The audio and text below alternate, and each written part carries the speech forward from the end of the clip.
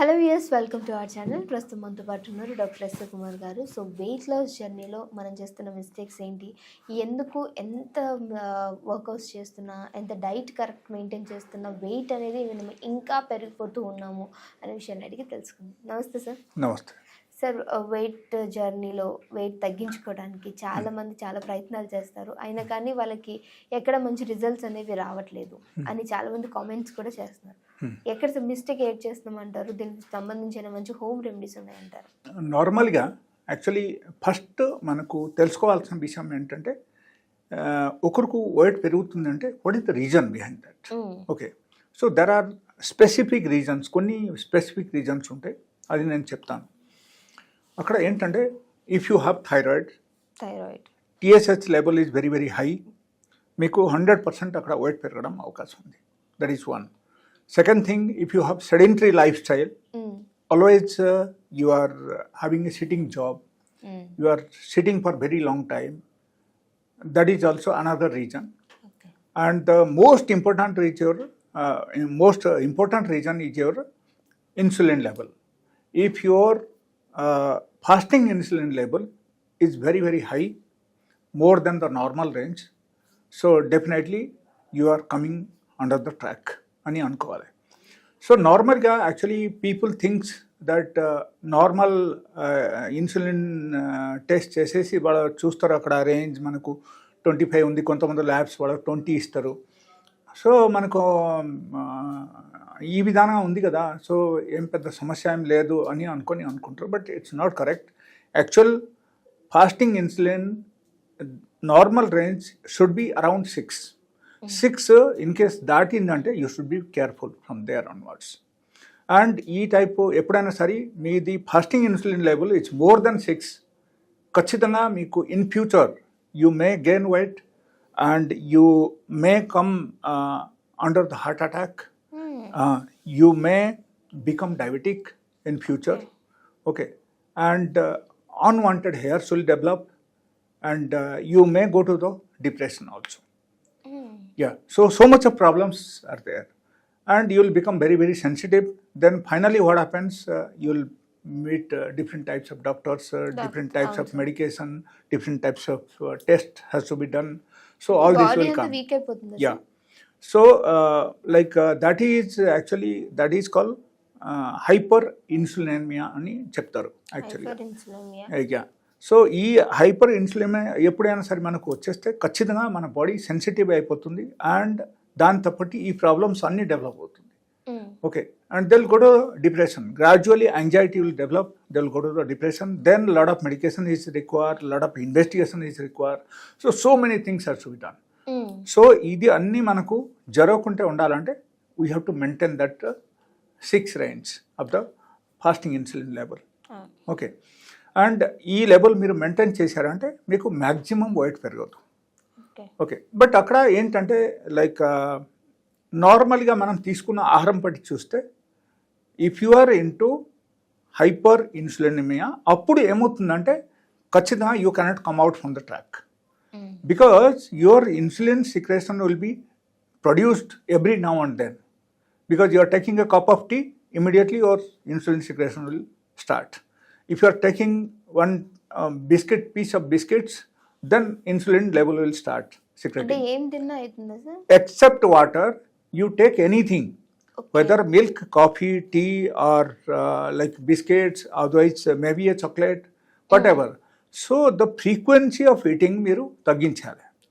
Frequency of eating తగ్గిస్తేనే అప్పుడు మాత్రం then you can come out from the track. లేకపోతే ఏమవుతుందంటే అగైన్ వెయిట్ రిడక్షన్కి మీరు మెడిసిన్ వాడాలి, మెటాబాలిజంకి సరిగా చేయడానికి మెడిసిన్స్ వాడాలి, అండ్ యాంగ్జైటీ లెవెల్కి మనం కంట్రోల్కి తీసుకురావడానికి అగైన్ మెడిసిన్ వాడాలి, and it will become a big problem. So finally you will come for the antidepression drugs వచ్చిన తర్వాత దెన్ అక్కడ ఏమవుతుందంటే it may be work out for few days first, తర్వాత ఏమవుతుందంటే అది అలవాటు పడిపోతుంది అండ్ అది మీరు తీసుకోకపోతే మీరు ఉండలేరు, ఆ పరిస్థితి వచ్చేస్తే.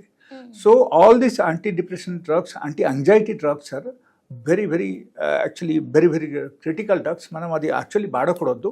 అండ్ ఒకసారి మనిషి అలవాటు పడితే దాని నుంచి మనం బయటికి రాలేదు. Okay, so it is so serious case అనమాట. సో మనం అంతవరకు వెళ్ళకుంటే ఉండాలంటే మనకు యాక్చువల్లీ ఇన్సులిన్ లెవెల్ మనకు నార్మల్గా ఫాస్టింగ్ ఇన్సులిన్ లెవెల్ మనం నార్మల్ చేయాలంటే అప్పుడు ఎక్సర్సైజ్ ఇస్ మస్ట్.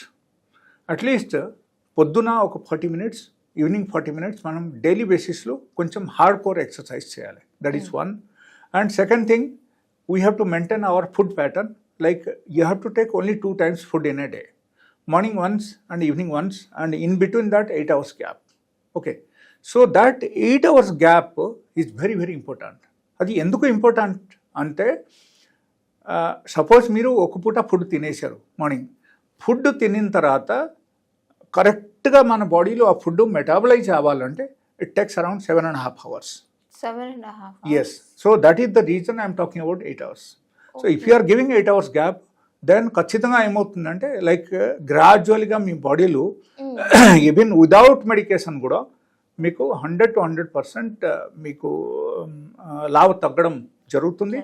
అండ్ గ్రాడ్యువల్గా తగ్గుతుంది. You should not think that immediately నాకు హైయర్ లెవెల్లో అన్నీ జరిగిపోతాయని కాదు, బట్ గ్రాడ్యువల్గా మీ బాడీ తగ్గడం స్టార్ట్ అవుతుంది. అండ్ అప్పుడు ఏమవుతుందంటే యూల్ గెట్ యాక్చువల్ షేప్. అప్పుడు ఇన్ కేస్ బెలీ ఫ్యాట్ కూడా చాలా ఎక్కువ ఉన్నా సరే కూడా తగ్గడం అవకాశం ఉంది. అండ్ మీకు ఓవరాల్ బాడీలో వెయిట్ తగ్గుతుంది. మీకు in case due to that excessive wait in the body లేకపోతే ఒబేసిటీ, అప్పుడు ఏమవుతుందంటే different types of complications starts. ఆ కాంప్లికేషన్స్ మొత్తం మనకు ఏమవుతుందంటే టోటల్గా మనకు తగ్గడం స్టార్ట్ అయిపోతుంది. Okay, so over the period of 41 days of time, only 41 days I'm telling. Suppose ఒకరికి 10 years నుంచి వెయిట్ పెరుగుతుంది అండ్ వాళ్ళ మెడిసిన్స్ వాడుతూనే ఉన్నారు, వాళ్ళకు తగ్గడం లేదు. Just you do it for 41 days. Okay, within this 41 days of time and within this diet pattern, like 8 hours gap diet pattern, 2 times food in a day. Okay, ఇది మాత్రమే మీరు follow అయ్యారంటే 100 to 100% మీకు weight normalise అయిపోతుంది. And 41 daysలో మీ body ఒక actual షేప్కి వచ్చేస్తాయి. ఓకే, సో ఇది మీరు పాటించండి. And as far as this mutton chicken is concern, so that you can take once in a week. Okay, ఎక్కువ తినకూడదు. అండ్ హై ఫ్యాట్ డయట్ మనం అన్నీ తగ్గించాలి. అప్పుడు సపోజ్ ఎక్సెస్ వెయిట్ ఉన్నప్పుడు మనం పైన మళ్ళీ ఎక్స్ట్రా ఫ్యాట్ మనం కన్జంప్షన్ చేస్తే అప్పుడు ఏమవుతుందంటే మనకు ఎగైన్ పెరగడం అవకాశం ఉంది అక్కడ. So extra high fat diet మనం తగ్గించాలి. Okay, high fat diet in the sense all types of oily food, junk food, and all types of like mirchi bajji, సమోసే, కచోరీ, ఆల్ దీస్ ఐటమ్స్ ఇది కూడా మనం తగ్గించాలి. పూరీలు తగ్గించాలి. అండ్ దాని తప్పటి మీరు 2 times డయట్లు, 1 time you should consume fruits and the next time you can consume like millets. If you are having obesity, then this is the diet for you. If it is not like that, a little bit of overweight is there, like maybe around 10 to 15 kg overweight is there, and you are feeling that you want to reduce, you want to come to the normal level, and insulin resistance ఉన్నా సరే కూడా అది కూడా normalise అవుతుంది దీనిలో. So మీరు చేయాల్సింది ఏంటంటే ఈ 8 hours గ్యాప్ ఫుడ్ మెయింటైన్ చేయాలి. ఒకరికి ఇన్ కేస్ లెట్ అస్ సే వాళ్ళకు దే ఆర్ నాట్ ఒబేస్, వాళ్ళకు నార్మల్గా కొంచెం వెయిట్ ఉంది, ఆ టైప్ అయితే వాళ్ళ ఏదైనా తినొచ్చు.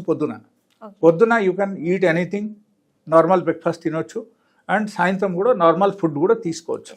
But provided you have to do exercise, you have to give 8 hours gap and 2 times food. Okay, so this much is more than enough to control your obesity, to control your over weight. So this is one of the best remedy అని మనం చెప్పొచ్చు.